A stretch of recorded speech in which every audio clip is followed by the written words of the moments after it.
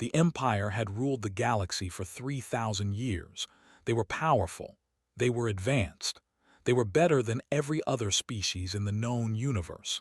This is what every child learned from birth. This is what every soldier believed in their bones. Commander Ra stood on the bridge of the flagship and looked at the blue planet below, Earth, the home of the humans. She had come here with her fleet to complete a task that seemed simple: find the strongest human soldiers and select one for a breeding program. The people wanted to study human DNA. They wanted to see if mixing human blood with blood could create something interesting, something useful. Ra was tall and strong. Her skin had a silver color that shone under the lights of the bridge. Her eyes were black and cold, like the space around her ship. She had won every battle she fought. She had defeated every enemy she faced. Her soldiers respected her because she was fierce and smart and never showed weakness. The humans below did not interest her. She had read their files. They were slow and weak. They broke easily. They could not survive in most environments across the galaxy. Their technology was hundreds of years behind the Empire. Why would anyone think they were worth studying? But her commanders had given her this mission, and she would complete it. On the orbital station, Captain Aaron Martinez waited in the conference room. The humans had agreed to meet with the commander. They wanted to talk instead of fight. Aaron thought this was the smart choice. He was tall for a human, with dark hair and serious eyes. His uniform was clean and neat. His hands were steady even though every human on the station was afraid. Aaron had been a soldier for 15 years. He had seen combat. He had lost friends. He knew that wars could start for no good reason. He knew that sometimes the smallest actions could change everything. This meeting with Ra felt important. The future of Earth might depend on how this conversation went. Ra entered the room. Her guard stayed by the door. Aaron stood up to show respect. Ra looked at him for a long moment. He was smaller than her. He was weaker than her. His life would end in maybe 80 years. Her life would continue for centuries. He was not impressive.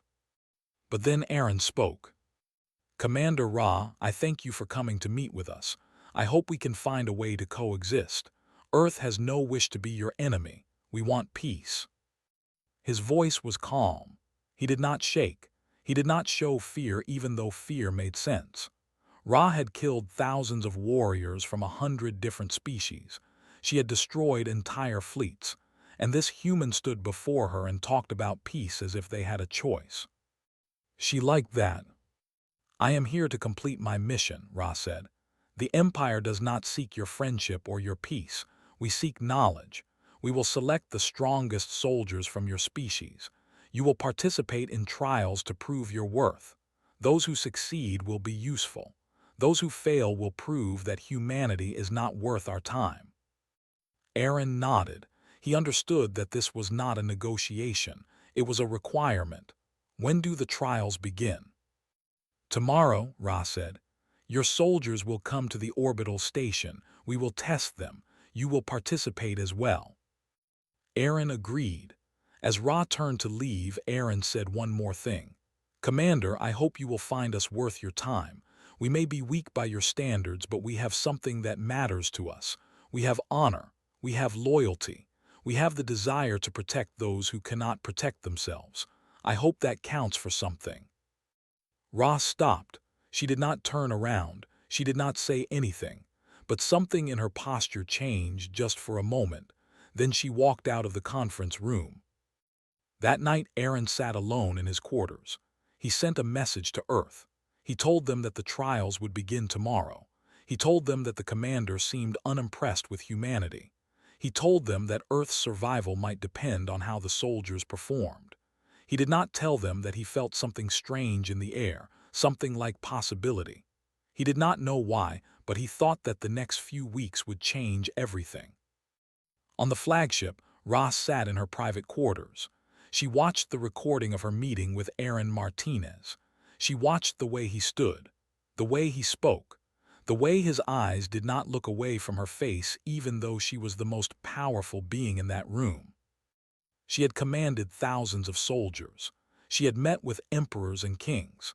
She had faced warriors with 4 arms and creatures made of pure energy. None of them had treated her the way Aaron had treated her. None of them had spoken about honor and duty and protecting others as if these things mattered more than power. Ra told herself that she was interested in Aaron Martinez only because he might be a good specimen for the breeding program. She told herself that she was not thinking about his voice or his calm eyes or the way he had stood alone in a room with a commander of the most powerful military force in the galaxy and somehow did not seem small. She told herself these things, but she did not believe them. The next morning, human soldiers began arriving at the orbital station. They wore their military uniforms. They looked nervous but ready. Aaron was among them. He stood at attention with the others. Ra watched them from above. She watched Aaron. She told herself that she was being professional. She told herself that she was observing the specimen. She told herself that she did not care about this one human more than the others. But she did. And that scared her more than any enemy she had ever faced. The trials began in the lower sections of the orbital station. The engineers had built a series of tests. Each test was designed to show human limitations. Each test was supposed to prove that humans were weak and not worth the time. The first trial was a strength test. The soldiers pushed heavy objects. The human soldiers tried to move the same objects. The humans failed. They did not have the muscle power of the race. This was expected. Ra watched from above and made notes. The second trial was a speed test. Warriors ran through obstacle courses. Then human soldiers tried the same courses. The humans were slower, much slower. They got stuck on objects that warriors jumped over easily. Ra watched and recorded the results. But Aaron was different. During the speed test, Aaron did not run the course the way the other humans did. He did not try to match the path. Instead, he looked at the obstacles and found a different way. He jumped lower than the warriors, but he moved in a pattern that was more efficient. He used the walls and the angles of the room. He did not waste energy on big jumps. He used smart movements instead. Ra noticed this immediately. Aaron did not finish faster than the warriors, but he used less energy to move through the course. He was smarter about how he moved. He was thinking while he moved. After 3 days of trials, Ra called Aaron to meet with her privately. They sat in a secure room on the orbital station. A transparent wall looked out into the black space. "Your physical abilities are poor," Ra said. "You failed at strength. You failed at speed. Why should I select you for the breeding program?" Aaron thought for a moment before he answered. "I might be weak by your standards, but I completed every trial. I did not give up. I found ways to survive when I could not be strong." "Survival is not impressive," Ra said. "Any creature survives when possible." "Yes," Aaron said, "but not every creature thinks about how to survive. Most creatures just react. They use strength or they use speed. They fight or they run. But humans do something different. We think about the problem. We find new answers. We adapt." Ra wanted to dismiss this, but something inside her would not let her. She decided to design a new test, a test that would show Aaron's mind, not just his body. The next trial was different. Ra set up a scenario where all the soldiers had to rescue a person trapped in a facility. The facility had limited resources. There were many dangers. The soldiers had to work together to complete the task. Most of the human soldiers worked like a typical military unit. They took roles. A leader gave orders. Others followed. They used teamwork to rescue the person. It was efficient and it worked. Aaron did something else. During the rescue, he found that an officer was pretending to be a civilian victim. The officer was dangerous. She had weapons hidden. She was ready to hurt the humans who came to rescue her. Aaron saw that another human soldier was about to enter the dangerous area. Aaron made a choice. He ran in front of the soldier. He put himself between the human and the officer. He took this attack instead of letting the other human get hurt. The trial stopped immediately. The officer was shocked. No soldier had ever protected an ally like that during a trial. It made no tactical sense. Aaron was sacrificing his advantage to save someone else. Aaron was bleeding, not badly but enough that he had given up his advantage. The officer helped him up. She could not speak. She could not explain what had just happened. Ra watched the recording of this moment over and over. She watched Aaron make the choice to protect someone else. She watched him not think about strategy or winning. She watched him choose to help another person because that person needed help. This was not something soldiers did. Culture was about individual achievement, about personal power, about proving yourself stronger than everyone else. A warrior would never sacrifice their own advantage to save an ally. That was weakness. That was not how their people worked. But Aaron had done it without thinking. Ra went to see Aaron in the medical area. He was sitting on a medical bed. A doctor was putting medicine on his wound.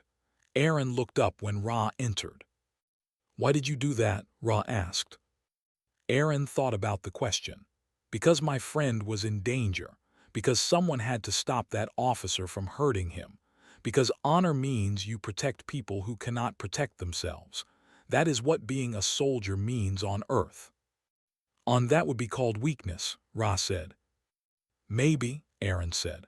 "But on Earth, we believe that protecting others makes you strong, not weak. I would rather be weak by standards than live by a code that does not protect your friends." Ra did not know what to say.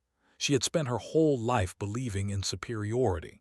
She had believed that ideas were the only right ideas. But listening to Aaron talk about honor and protection, she felt something inside her shift, something that she did not understand. That night, Ra made a decision. She told her officers that the trials would continue for longer. She said she needed more information about human soldiers. She did not tell them that she was trying to understand Aaron Martinez. She did not tell them that she was starting to think that the way might not be the only way to be strong. She did not tell them because she did not understand it herself. But she made sure that Aaron was in every trial. She made sure that she watched every moment of his performance. She told herself that this was her job. She told herself that she was being professional. She knew that she was lying to herself, but she continued anyway. The final trial was held inside the flagship.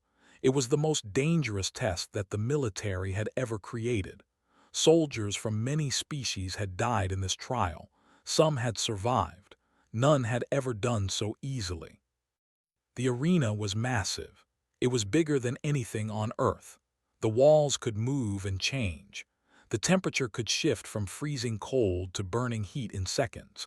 Combat drones would attack the soldier. The drones were fast and strong and nearly impossible to stop. Aaron stood in the preparation chamber. Other human soldiers were there. They all knew that this trial was different. They knew that this trial could kill Aaron. "Do not do this," one of the other soldiers said to Aaron. "You do not have to go into that arena. Let the commander find another human to test. Do not throw your life away." Aaron thought about the words. He knew that the other soldier was right, but he also knew something that the others did not know. He knew that Ra was watching. He knew that she was waiting to see what he would do, and he knew that if he refused this trial, something important would be lost. "I have to do this," Aaron said, "for Earth, for all of us." Aaron walked into the arena. The doors closed behind him with a heavy sound. The arena was dark at first. Then lights came on. The space was huge and empty, but Aaron could see that the walls were made of a material that could change. He could see weapons and tools scattered around. He understood. The arena wanted him to fight. The arena wanted him to use whatever he could find. Then the first drone came. It was shaped like a triangle made of metal. It was the size of Aaron's body. It moved very fast. It had weapons that shot energy bolts. Aaron ran. He did not have armor like the warriors. He did not have weapons that could match the drone. He had only his body and his mind. He found a piece of metal tubing. He grabbed it. He threw it at the drone. The tube did not hurt the drone, but it changed the drone's path. The drone swerved to avoid the tube. Aaron used that moment to run to a different part of the arena. He started to understand the space. He noticed that the walls had edges. He noticed that the floor had angles. He started to use the arena itself as a tool. He ran through passages that the drone could not easily follow. He found a large panel and dropped it in the drone's way. The drone had to move around it. Aaron was not winning. He was surviving. There was a difference. Surviving meant staying alive. Winning meant defeating the enemy. Surviving was what Aaron was doing. More drones came, 3 of them, 4 of them, 5 of them. Aaron could not fight them all at once. He could not win, so he did not try to win, he tried to stay alive. He used every part of the arena. He jumped and climbed and ran. He made the drones crash into each other. He made them damage themselves. He found ways to move that the engineers had not expected. He used his body in ways that machines could not predict. Time passed, minutes, an hour, 2 hours. Aaron was tired, his body hurt. Blood was coming from a cut on his face. His uniform was torn, but he was still moving. He was still alive. In the command center above the arena, Ra watched every moment. Her officers stood around her. They watched Aaron fight. They watched him refuse to give up. An admiral stood next to Ra. He was old and powerful. His name was. "This trial will end," said. "This human will die. All humans will die. They are weak. You are wasting resources on this test." Ra did not look away from the screen. She watched Aaron dive under a falling platform. She watched him use that moment to reach a weapons locker. She watched him find tools that he could use. "No," Ra said, "this human is not weak." "He is weaker than us," said. "He is slower, he is not as strong, therefore he is weak. This is logic." "You are wrong," Ra said. She was surprised by her own words. She was surprised by how strongly she believed them. Strength is not just about how fast you move or how much weight you can carry. This human has been fighting for hours against impossible odds. He has not surrendered. He has not given up. Every machine we have sent against him, he has found a way to survive. That is not weakness. Looked at her. "Commander, you are being emotional. You are not thinking like you sound like you care about this human." The words hung in the air. Ra realized that they were true. She did care about Aaron. She cared very much. In the arena, Aaron was getting slower. He could not go on much longer. His body was reaching its limit. A drone came at him very fast. Aaron had no energy left to run. He had no tricks left to use. Ra made a decision. She got up from her seat. She walked to the controls of the arena. She entered a command code. The trial stopped. The drones went silent. The arena went dark. Stood up. "You cannot stop the trial, Commander. You are breaking protocol. This will destroy your career. The High Council will remove you from your position." Ra did not care. She walked to the arena. She entered the chamber where Aaron was standing. Aaron looked up. He was exhausted. His eyes were confused. Ra looked at him for a long moment. Then she spoke words that would change everything. "You have shown me something that I thought the people had lost," Ra said. "You have shown me honor, real honor. Not the honor of being the strongest, but the honor of refusing to break even when everything around you is breaking. I want you to know something. I am claiming you, not as a specimen, not as a breeding subject. I am claiming you because you are the only person I have ever met who is truly strong. I will marry you according to the oldest laws of my people. I will marry you because I want to spend the rest of my life understanding what makes you so different from every other creature I have ever known." Aaron could barely hear the words. He was too tired, but he understood them. And he knew that his life had changed in that moment. News of Ra's declaration spread through the empire very quickly. A commander had chosen to marry a human, a creature that was weaker and slower and inferior by every measure. The news shocked the entire military. The High Council called Ra back to the capital immediately. They told her that she had broken every law of the society. They told her that she had brought shame to her family. They told her that she would be stripped of her titles and her position. Admiral pushed for the worst punishment. He said that Ra should be exiled from the empire entirely. But something unexpected happened. The younger soldiers in Ra's fleet did not agree with the council. They had watched Aaron in the trials. They had seen what he did. They had listened to Ra speak about honor, and they started to understand something that their teachers had never told them. Strength comes in many forms. A young captain named Vex spoke to the council. Commander Ra has shown us something new. She has shown us that there are other ways to be strong. That human there fought machines for hours without giving up. That is strength. Maybe we have been teaching strength wrong. Other young officers agreed. More officers joined in. The fleet refused to obey the admiral's orders to arrest Ra. The crew stood behind their commander. This created chaos in the military. The High Council was divided. Some of the old leaders agreed with Admiral. They wanted to punish Ra and prove that superiority was real. But other leaders saw what the young soldiers had seen. They understood that change was happening. Aaron was brought to a secure location. Not a prison, but a place where he could not leave. The government wanted to understand him. They wanted to know if he was somehow genetically different. They wanted to prove that he was not really as impressive as everyone thought. But every test showed the same thing. Aaron was a normal human. His genetics were standard. His strength was standard. He was not superhuman. He was not special by biology, but his mind was different. His choices were different. His values were different. A scientist named Laura studied Aaron carefully. She was an older female who had spent her life studying different species. After weeks of observation, she told the council something important. This human is not stronger because of his body, Laura said. He is stronger because of his mind. He thinks differently from us. We teach soldiers to want power and dominance. This human was taught to want to protect others. We teach that weakness should be eliminated. This human was taught that weakness should be helped. These are not genetic differences. These are cultural differences, and maybe our culture is not the only valid culture.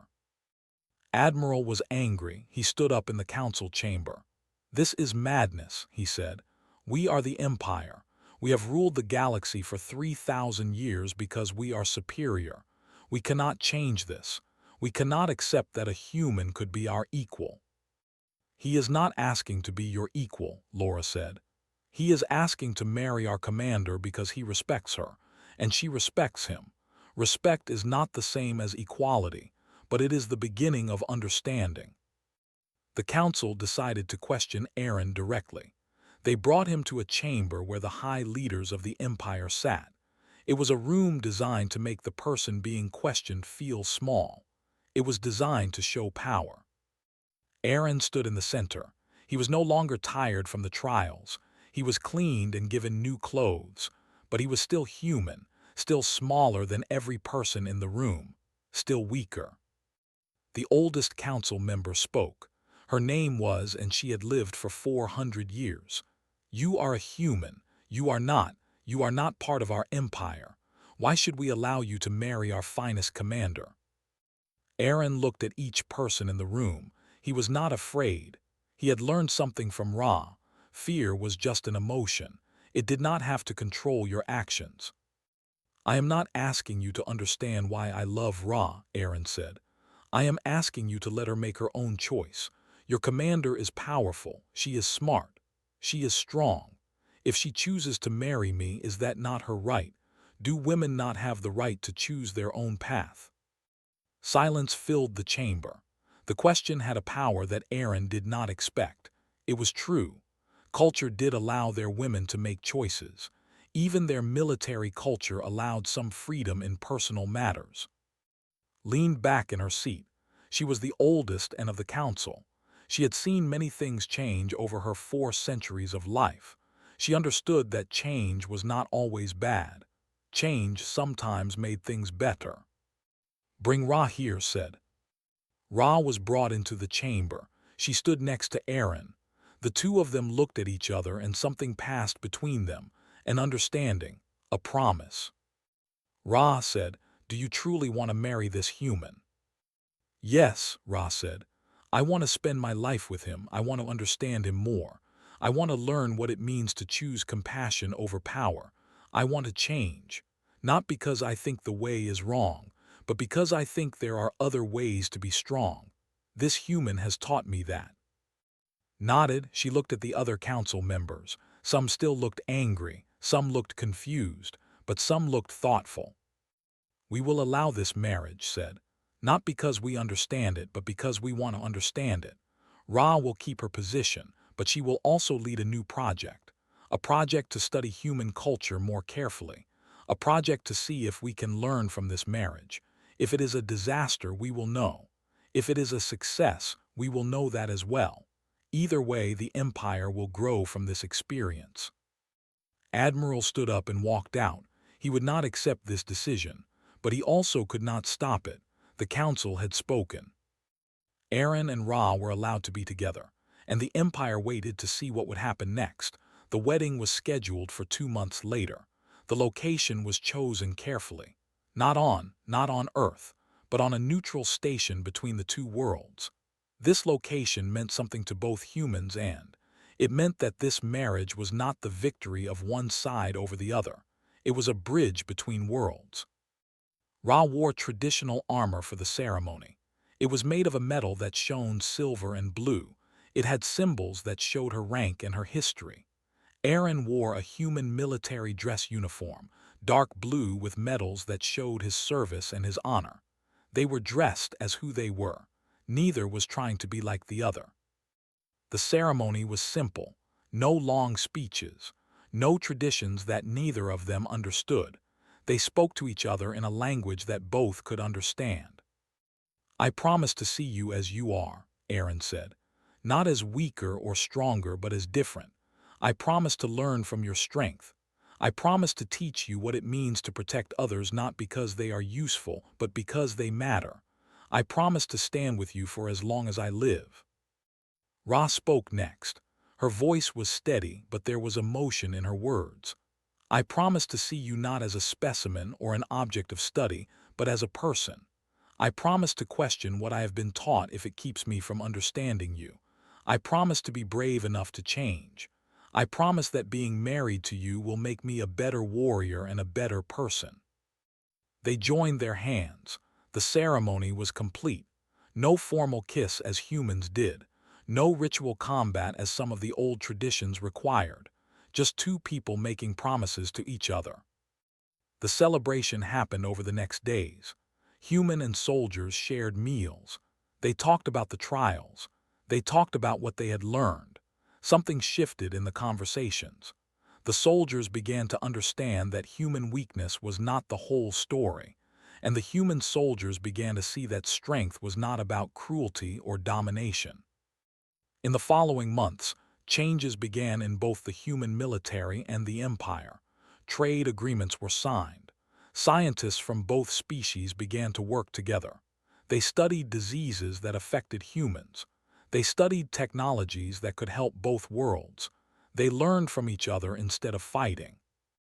Ra was offered a new position. She would lead a joint research project. The project was designed to study how different species could live and work together.